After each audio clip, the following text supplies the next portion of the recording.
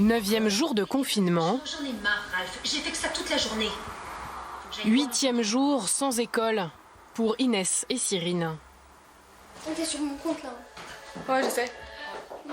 Moi je te regardais, je suis sur le compte de Cyrine. Donc Cyrine elle a regardé. Si. Tu veux qu'on fasse quoi? Mais ça. Ça? On son anglais. Un air de vacances pour les deux sœurs. Leurs parents sont au travail, mais Inès et Cyrine s'appliquent tout de même à ouvrir leur cahier tous les jours. Je fais de l'histoire et je suis en train de recopier la leçon qu'il a mis sur le site. Quel site? La vie scolaire, c'est pour nous donner tous les devoirs qu'il y a à faire tous les jours. Et voilà.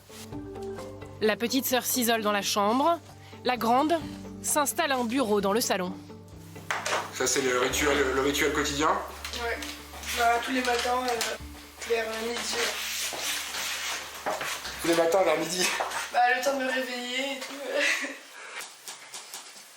Bah, là, par exemple, notre prof de maths, elle a fait un groupe WhatsApp où elle nous envoie des exercices. Et un jour plus tard ou 2 jours, ou même dans la journée, elle nous envoie des corrections. Donc là, on a son travail à faire.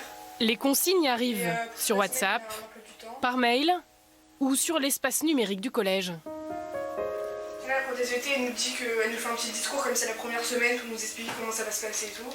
Elle nous souhaite bon courage et elle nous dit bien que ce n'est pas des vacances et qu'il faudra travailler.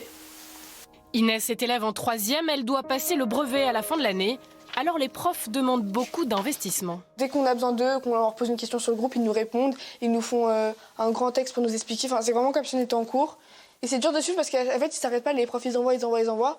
Donc toi, tu dois relire toute la discussion pour comprendre ce qu'il faut que tu fasses. C'est compliqué. L'organisation, c'est compliqué. Elle est compliquée.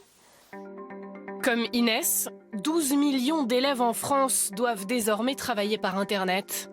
À travers le matériel du CNED, des espaces numériques ou même des classes virtuelles sur Internet où tous les élèves peuvent se retrouver.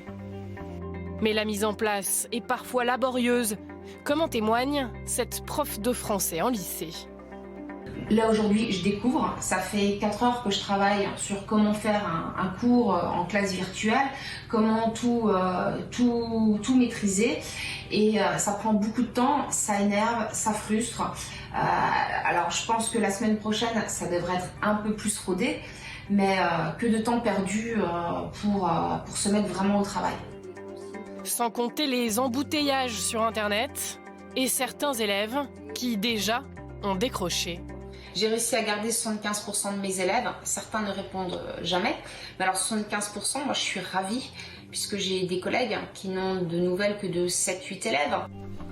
Pour elle, comme pour de nombreux enseignants, se pose désormais la question du bac en juin prochain. Et même le ministre de l'Éducation n'a pas vraiment la réponse. Mon scénario privilégié, c'est le maintien de l'épreuve à la date prévue, au mois de juin, en escomptant que le pic de l'épidémie sera derrière nous à ce moment-là. Mais c'est impossible d'être affirmatif. Ce qui est certain, c'est que nous préparons tous les scénarios.